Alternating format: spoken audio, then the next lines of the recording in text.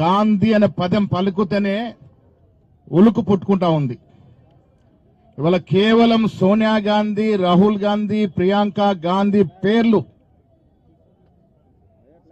యావత్ దేశం పలుకుతుంది కాబట్టి గాంధీ అనే పేరు తొలగిస్తే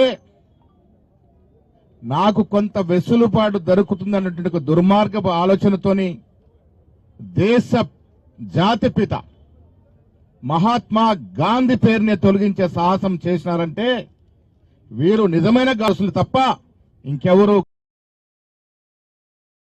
కాదనే మాట ఈ సందర్భంగా చెప్పదలుచుకున్నాను. నిజంగా గాంధీ మహాత్ముడి యొక్క నమ్మకాన్ని, వారి విలువల్ని పాటించే వారైతే ఇవాళ మన్రేగా స్కీమ్ నుంచి మహాత్మా గాంధీ పేరు తొలగించరు. వీళ్ళు గాడ్సేని పూజించేటువంటి దుర్మార్గపు ఆలోచన నాయకులు కాబట్టే ఇలా మహాత్మా గాంధీ పేరుని మన్రేగా స్కీమ్ నుంచి తొలగిస్తా ఉన్నారు.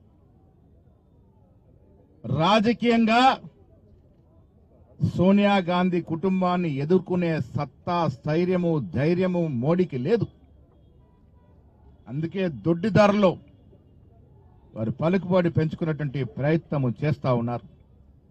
మిత్రులారా, ఇది మహాత్మా గాంధీ పేరు తొలగింపు అంటే యావత్ దేశ ప్రతిష్టకు భంగం కలిగించిన అంశం.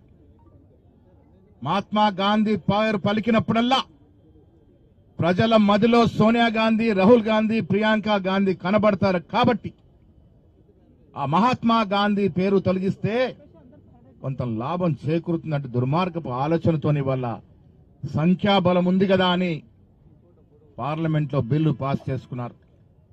మిత్రులారా, మీ ద్వారా స్పష్టం చేస్తున్నాను, బిల్లు మారిస్తే మార్చొచ్చు, కానీ ప్రజల గుండెల్లో మహాత్మా గాంధీ అనే పేరు చిరస్థాయిగా ఉంటది.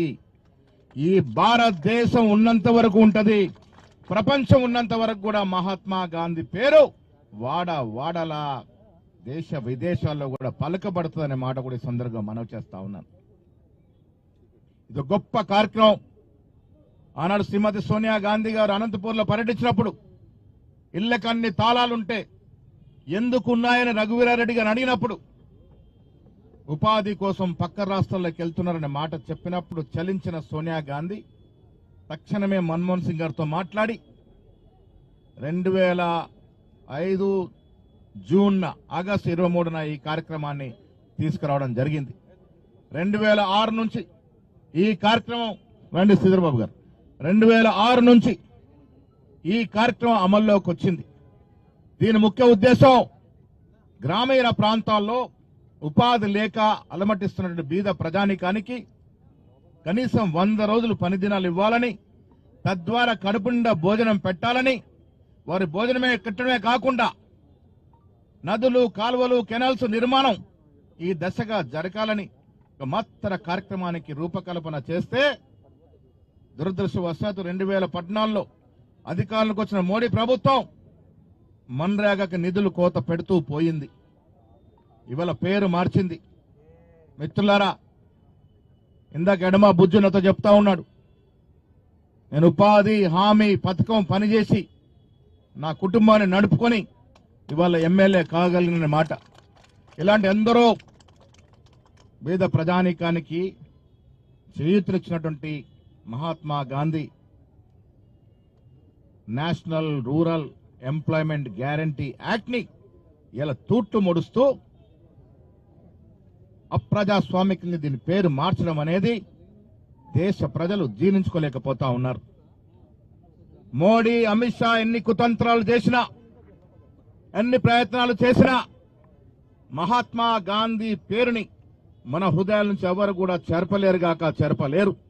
అదేవిధంగా నువ్వు రాజకీయంగా ఎదుర్కోలేక సోనియా గాంధీ కుటుంబం మీద ఈడీ కేసులు, సిబిఐ కేసులు ఎన్ని బనాయించినా, నీకు కోర్టు మొట్టికాయలు వేసినా, నువ్వు ప్రజాస్వామ్యాన్ని కూని చేస్తూ రాజ్యాంగాన్ని తొంగల తొక్కుతూ ముందుకు సాగుతా ఉన్నావు మోడీ గారు.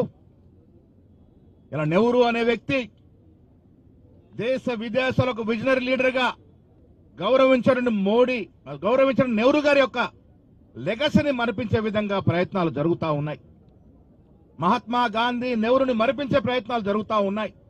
ఈ దేశ చరిత్రని తిరగరాసే ప్రయత్నాలు జరుగుతూ ఉన్నాయి. రాజ్యాంగాన్ని సమూలంగా మార్చే ప్రయత్నాలు జరుగుతూ ఉన్నాయి. మనువాద రాజ్యాంగం మార్చుకునే ప్రయత్నాలు జరుగుతూ ఉన్నాయి. ఖబర్దార్ మోడీ గారు, ఈ దేశం ఒక లౌకికవాద దేశం. నీ పప్పులు ఉడకవుగాక ఉడకవనే మాట సందర్భంగా మనవి చేస్తా ఉన్నాను. ఇలా ఖర్గే గారి నేతృత్వంలో పార్లమెంట్ లో ఎంత గోల చేసి అర్జించినా మీరు చలించలేదంటే మీరు కడుపులో మహాత్మా గాంధీ మీద విషం ఎంత నింపుకున్నారో అర్థమవుతా ఉంది. దేశ ప్రజలు గ్రహిస్తా ఉన్నారు. అన్నీ కలిపి ఒకేసారి మూల్యం చెల్లిస్తారు. వచ్చే రోజుల్లో మీ పతనము తప్పదు. కేవలం హిందూ పేరిట కులాల పేరిట మతాల పేరిట రాజకీయాలు చేసే వారికి గుణపాఠం తప్పదుగాక తప్పదనే మాట ఇలా సికింద్రాబాద్ వేదిక నేను చెప్పదలుచుకున్నాను. ఇవాళ ముఖ్యమంత్రి రేవంత్ రెడ్డి గారు, మడిపూడి ముఖ్యమంత్రి భట్టి గారు, ఇక్కడికి వచ్చిన మంత్రులందరం కూడా ముక్త కంఠంతో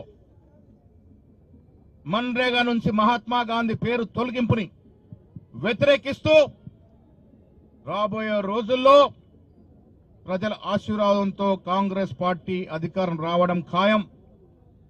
రాహుల్ గాంధీ గారి నేతృత్వంలో మళ్లీ మహాత్మా గాంధీని వెనక్కి తెచ్చుకుంటాం, వారి పేరు మళ్లీ పెట్టుకుంటామనే మాట కూడా సందర్భంగా మనవి చేస్తా ఉన్నాను. కులాల పేరిట మతాల పేరిట రాజకీయాలు దీర్ఘకాలం సాగు. 12 ఏళ్లు పాలించి కూడా మేము ఇది చేశామని చెప్పుకోలేని పరిస్థితి. కిషన్ రెడ్డి గారి నియోజకవర్గంలో డిపాజిట్ పోయిన పరిస్థితి. పంచాయతీ ఎన్నికల్లో డబుల్ డిజిట్ కూడా కష్టంగా దాటలేని పరిస్థితి. ఈ రాష్ట్రంలో మీకు బుద్ధి చెప్పుతామనే మాట కూడా ఈ సందర్భంగా మనవి చేస్తా ఉన్నాను. ఇలా శాంతియుతంగా అఖిల భారత కాంగ్రెస్ కమిటీ పిలుపు మేరకు రాష్ట్ర రాజధానిలో పేరు తొలగింపుకు నిరసనగా శాంతియుత సత్యాగ్రహం చేస్తా ఉన్నాం. రేపు అన్ని జిల్లా హెడ్ క్వార్టర్లో ఈ సత్యాగ్రహం ఉంటుంది. ప్రజలకు కనువిప్పు కలవాలి. దేశ ప్రజలు తెలుసుకోవాలి.